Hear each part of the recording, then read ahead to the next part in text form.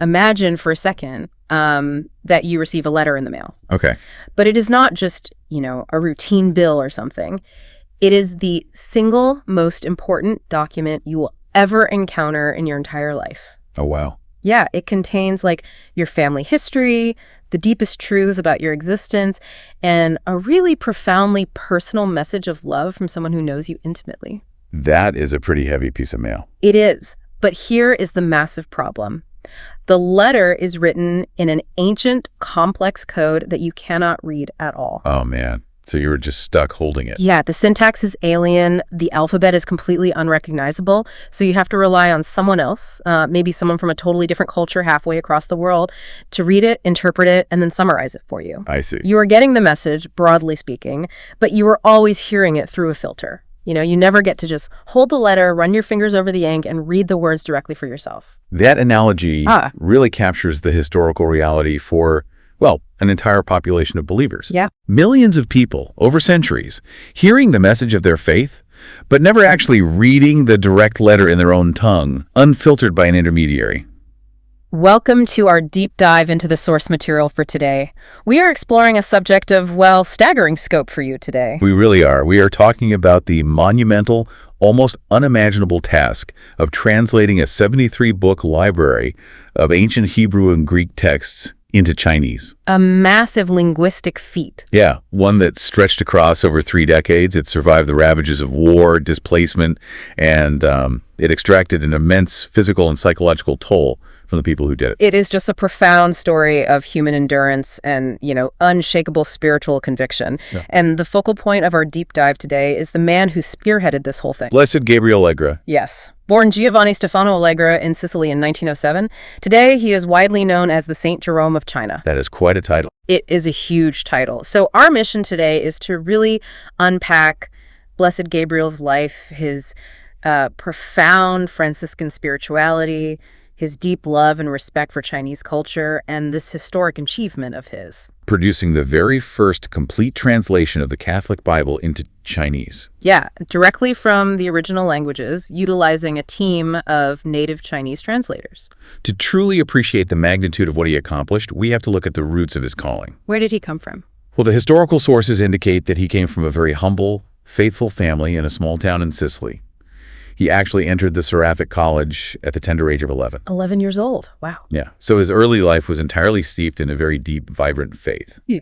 But the real pivotal moment, the catalyst that dictated his whole life's work, happened in 1928. So he was just 21 years old then, a young theology student, probably just trying to figure out his place in the world. Yeah, and he was attending the Franciscan Centenary in Rome. This was a huge international event honoring John of Montecorvino.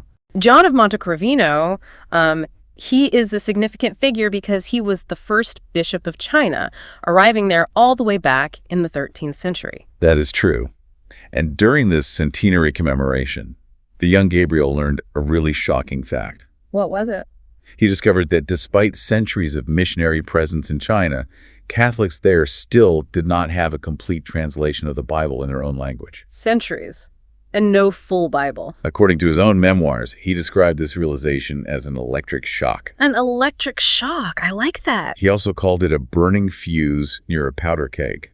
It just completely reoriented his existence. I mean, he realized that this vast population of faithful Chinese Catholics could not read the full text of their own sacred scriptures. Yeah, they were reliant on missals, prayer books, summarized teachings, but the complete foundational text was just missing from their hands. I am looking at the timeline here, and I am honestly stuck on the sheer inefficiency of this. Hey to me. Well, if we look at the historical landscape of 1920s China, the Bible was not entirely unavailable, right?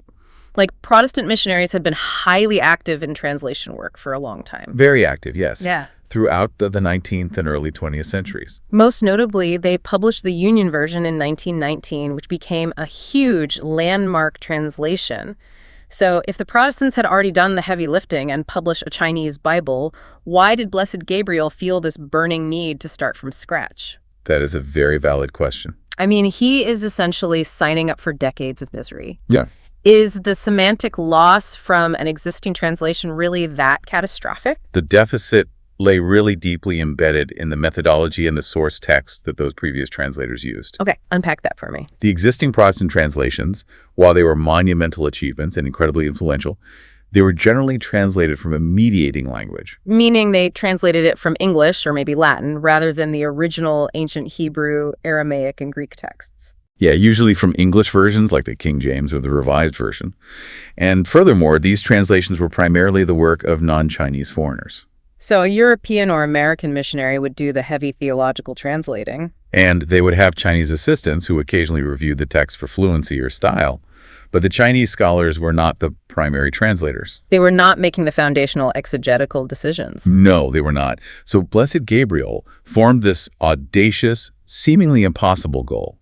He wanted to create a Catholic Bible translated strictly and directly from the original biblical languages. Hebrew and Greek. Yes. He wanted it deeply rooted in Catholic exegesis, and crucially, he planned for it to be eventually co-translated by native Chinese scholars. Think about the last time you tried to translate a culturally specific joke or idiom to a friend from another country. Oh, never lands. It is so hard. You have to explain the context, the tone, the double meanings. Now imagine doing that with the Word of God, where a misplaced character or a flattened definition could literally trigger a theological heresy. That is a terrifying amount of pressure. When you translate a text through a mediating language, you are just playing a high-stakes game of telephone. The necessity of his project really comes down to scientific and exegetical accuracy. When you translate any complex text, you are essentially making interpretive choices every single step of the way. Give me an example of the mechanics there. Let us look at a specific word in ancient Hebrew. It might have 3 subtle layers of meaning, encompassing historical, prophetic, and poetic nuances all at once. Okay.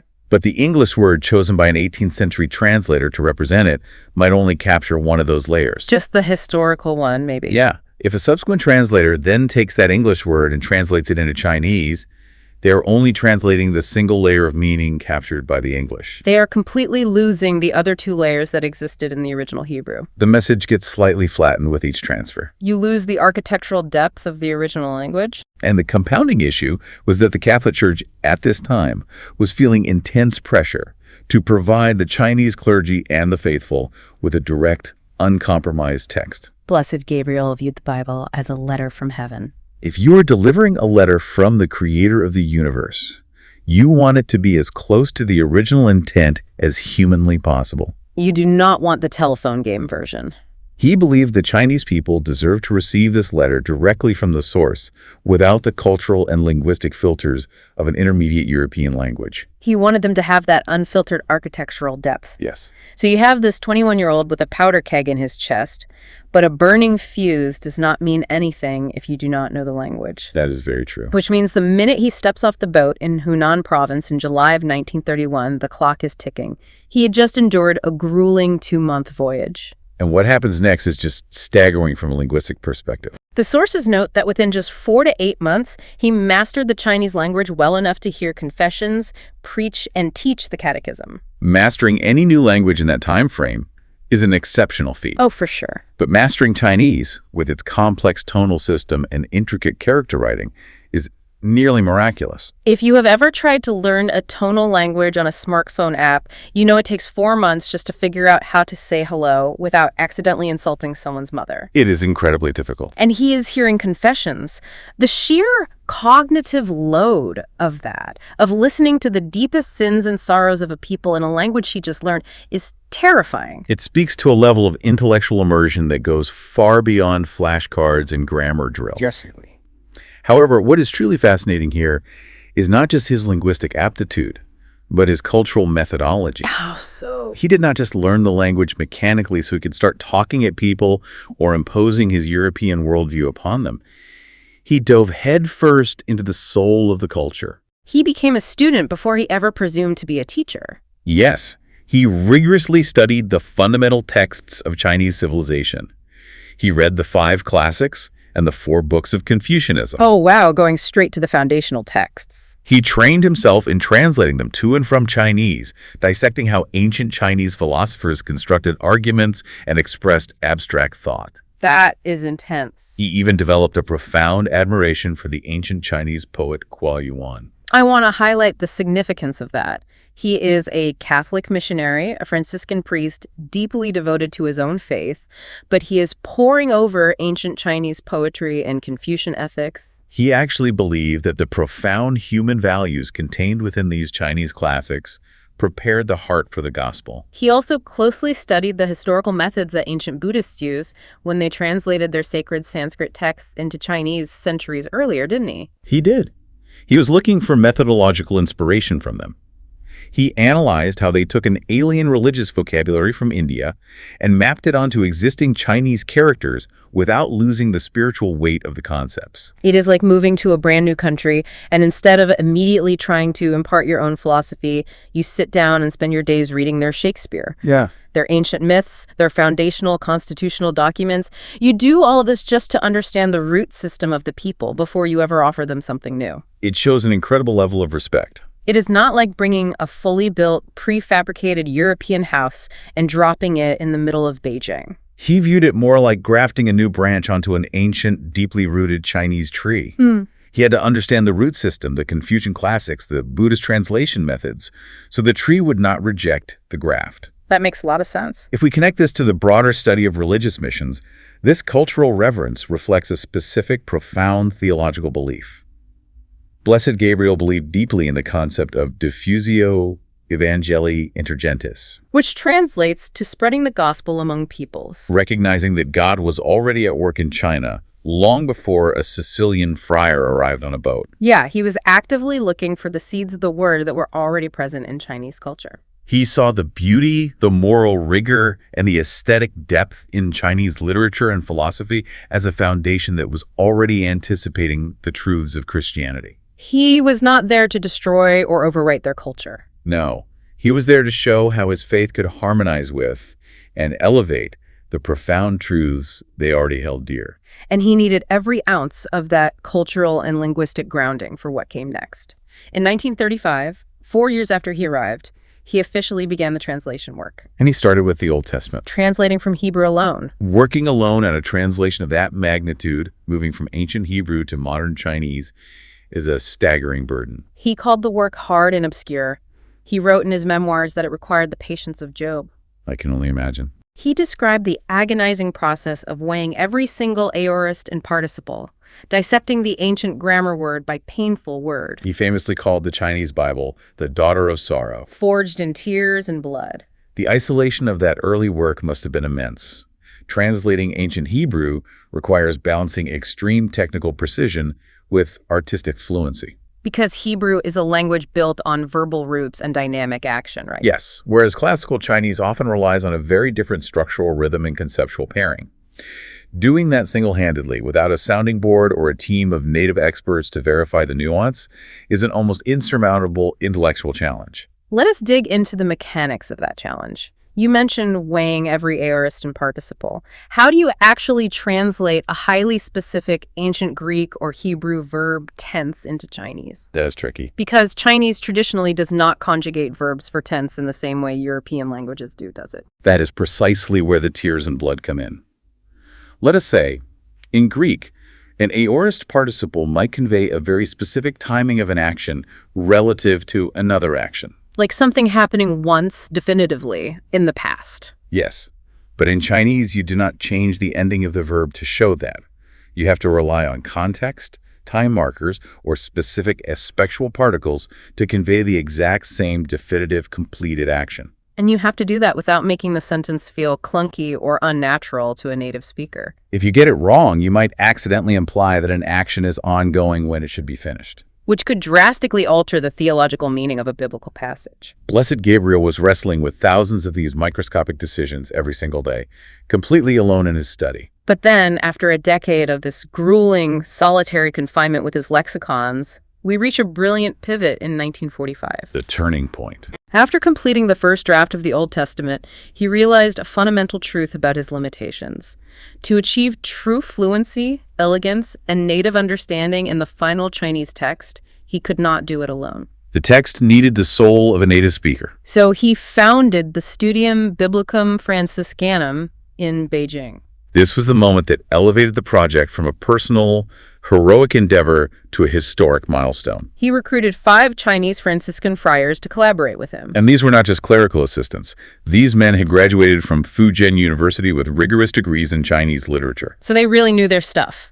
This decision officially made his project the first translation, where native Chinese scholars were actual co-translators, working directly with the original Greek and Hebrew texts alongside him. They were an actual team, debating the nuances of ancient syntax together. But the timing of this foundation, 1945 in Beijing, means they were stepping directly into the shadow of immense historical turmoil. Yeah, the Second World War had just ended, the Japanese occupation was concluding, and the Chinese Civil War was rapidly escalating.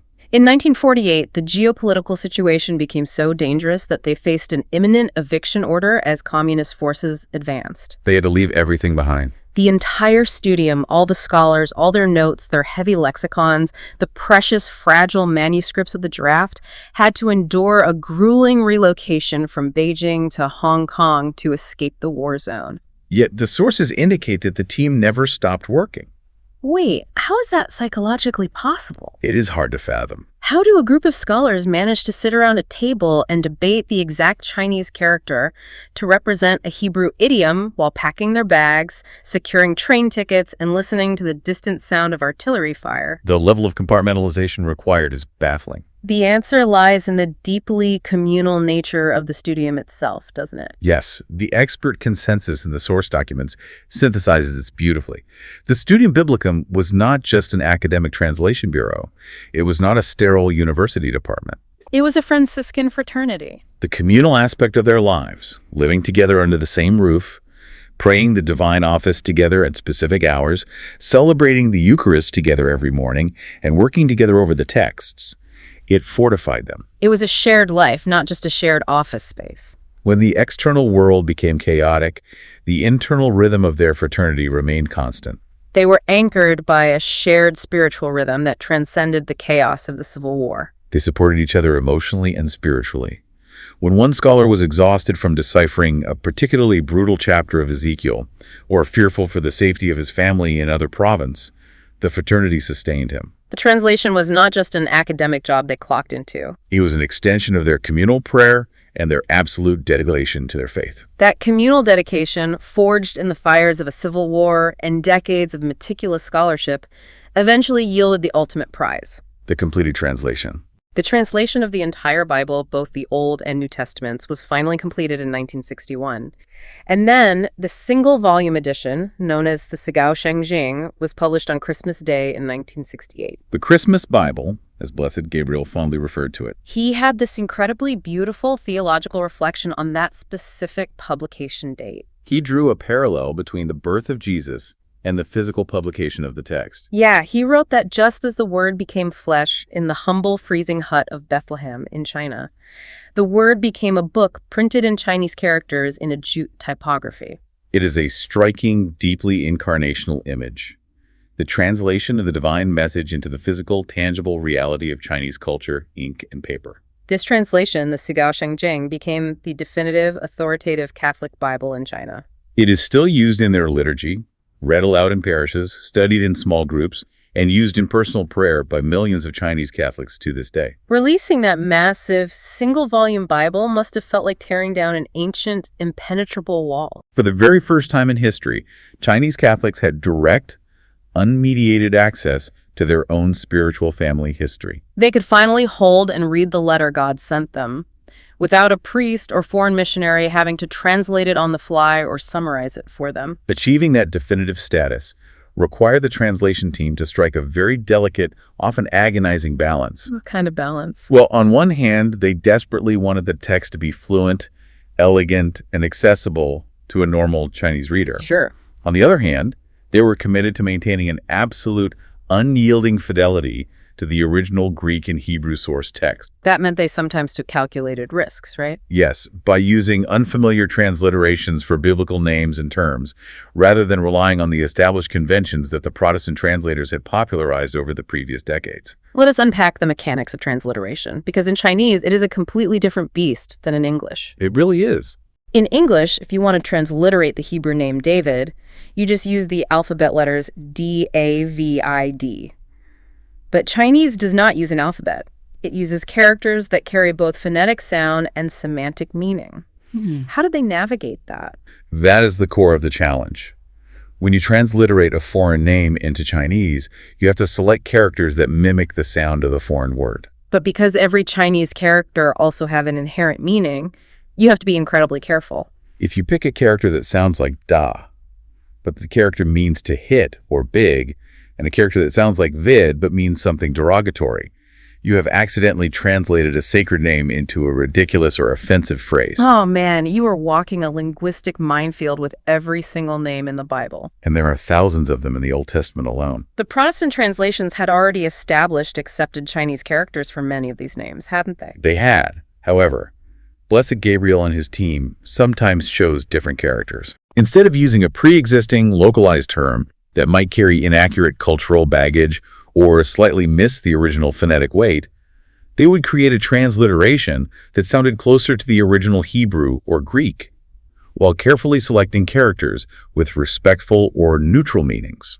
This would push the Chinese reader to realize that they were reading an ancient, distinct text from a different time and place, rather than a text that had been completely domesticated. Yes, the slight foreignness was an intentional exegetical choice. So the text might sound a bit foreign to the reader's ear. It might make them stumble for a second and realize, oh, this is an ancient Middle Eastern document.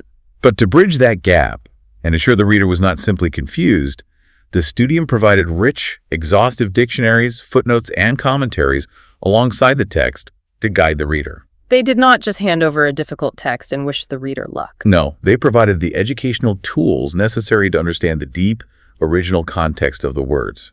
They built a bridge of scholarship so the reader could cross over into the ancient world. This monumental academic achievement, decades of linguistic study, surviving wars, balancing ancient syntax with modern fluency, agonizing over character selection, it was fueled entirely by something deeply internal.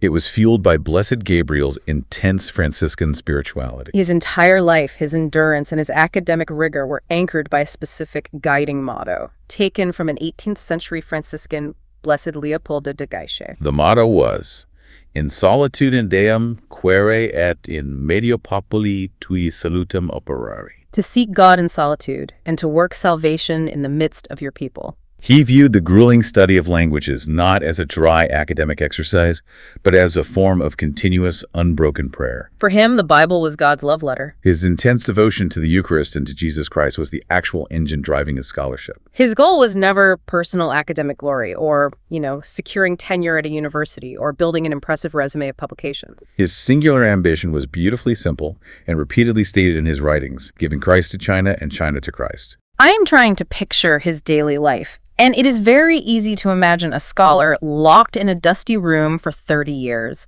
surrounded by towering stacks of lexicons, analyzing ancient grammar all day under a weak lamp. That is a common trope. Usually that kind of environment makes a person cold, detached, and overly intellectual. They become obsessed with the minutiae of the text and lose sight of the people outside their window.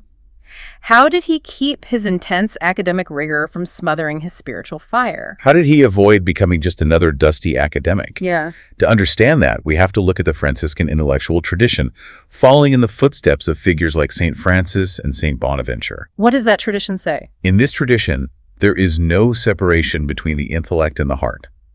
Knowledge is never pursued for the sake of knowledge alone. It is pursued specifically to deepen love. So if you learn something new about God, it should immediately translate into a deeper love for God. The act of studying itself is an act of devotion. Sitting with a dictionary is a form of worship. Unlocking a difficult Hebrew verb or deciphering an obscure Greek participle was not just a linguistic puzzle for Blessed Gabriele. It was an act of intimate love toward the divine author of that verb. Yeah. Every word he translated, every grammatical knot he untangled, was a way of drawing closer to the mind and heart of God. The rigorous academic work was the very mechanism of his spiritual fire. He did not leave his prayer life at the door when he entered the translation room. The translation room was his chapel. That makes the translation process sound incredibly intimate, and he did not view himself and his Chinese friars as the only ones working on this text in that room. No, he explicitly acknowledged invisible co-translators. He placed the entire Studium Biblicum under the specific patronage of the Virgin Mary and Blessed John Duns Scotus. His devotion to Mary was foundational to his methodology. He viewed her not just as a historical figure, but as the immaculate co-redemptrix and the mediatrix of all graces. In his writings, he frequently emphasized that the true wisdom required to translate the Word of God accurately cannot be found merely by searching through libraries or buying more lexicons. Or sitting at the feet of supreme academic masters. He believed wisdom was a direct, infused gift. A gift granted by the Holy Spirit through the intercession of the Virgin Mary. He felt her benevolent assistance actively guiding the daily work of the Studium, helping them find the right characters, giving them clarity when the Hebrew text was obscure. But the inclusion of Blessed John Duns Scotus as a patron is equally vital to understanding the theological engine of his mindset. The Chinese Bible is literally named after him. The Sigao Bible is the Chinese transliteration of the name Scotus. They stamped his name on the cover of the greatest linguistic achievement of their lives. John Duns Scotus was a brilliant, highly complex 13th century Franciscan theologian. Blessed Gabriel was actually a renowned expert on his philosophy, having studied and translated his works even before going to China. Scotus is most famous for his doctrine of the absolute primacy of Christ. We need to unpack this concept of the absolute primacy of Christ, because it sounds heavy and abstract, but it was clearly the lens through which Blessed Gabriel viewed his entire mission in China. How does Scotus view the universe? Traditionally, some theological frameworks suggest that the incarnation, the event of God becoming man, was primarily a reaction to human sin. Essentially, the narrative goes, Adam and Eve sinned in the garden, humanity fell, and so God had to enact a plan B to redeem humanity and fix the broken world. A divine rescue mission triggered by an emergency. Scotus argued entirely differently, didn't he? He taught that the incarnation was God's original eternal masterpiece. It was always a plan, intended from before the dawn of time to crown creation, regardless of whether humanity ever sinned or not. Wow. Great. God desired to express his love perfectly outside of himself, and Christ was meant to be the firstborn of all creation, the pinnacle of the universe. Therefore, Christ's redemptive work on the cross is framed not merely as a necessary payment for a debt or a reaction to evil, but as the ultimate act of pure, ardent, and free love. Designed to attract our love in return. The universe was built for love, not as a testing ground for failure. Wait, I have to stop you there. This is fascinating theology, but I am trying to connect it to the reality of a desk in Beijing in 1945. It seems like a stretch. Yeah, how does the highly abstract philosophy of a 13th century Scottish monk actually assist a 20th century missionary who was trying to translate ancient texts into Chinese characters while a civil war is raging outside? It feels like we are connecting two completely different worlds. How does absolute primacy help you pick the right verb tense? We are connecting them because this specific theology completely shaped Blessed Gabriel's psychological and spiritual endurance. It is an intensely optimistic, love-centered theology. If you believe that the entire universe was created out of an overflowing, ardent love, and that the incarnation is the ultimate masterpiece of that love, it changes how you view your daily, grinding labor. It elevates the labor from academic drudgery to cosmic significance. It gave him the endurance to suffer through severe illnesses, to flee across a country during a brutal civil war, and to endure decades of tedious grammatical study without losing his mind or his faith. He did not see his translation work as a mundane academic chore. He saw it as directly participating in the incarnation itself. By translating the Bible, he was taking that original masterpiece of divine love, the Word, and incarnating it into the Chinese language, Giving it a new body in the culture of China. He was bringing the primacy of Christ to the Chinese people, allowing that eternal love to speak in their native tongue. The breathtaking arc of Blessed Gabriele Allegra's life is something out of an epic historical novel. He started as a young boy in a small village in Sicily, dreaming of far-off lands, and he ended his life universally recognized as the Saint Jerome of China. He took a 73-book ancient library written in the deserts of the Middle East and spent decades meticulously weaving it into the cultural and linguistic fabric of one of the world's oldest civilizations. And he accomplished all of this while maintaining a profound humility and an intense spiritual life. He never sought the spotlight.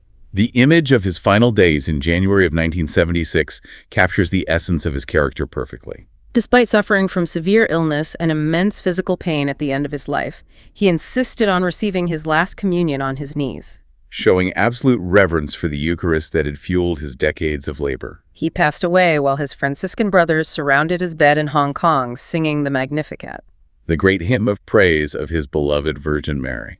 The lasting legacy of his life is tangible and living. The Sigao Bible remains the living voice of God for millions of Chinese Catholics today. It stands as an enduring testament to a man who successfully combined brilliant intellectual scholarship with profound, enduring holiness. Thank you for joining us on this deep dive into the extraordinary life, the grueling linguistic battles, and the profound legacy of Blessed Gabriele Allegra.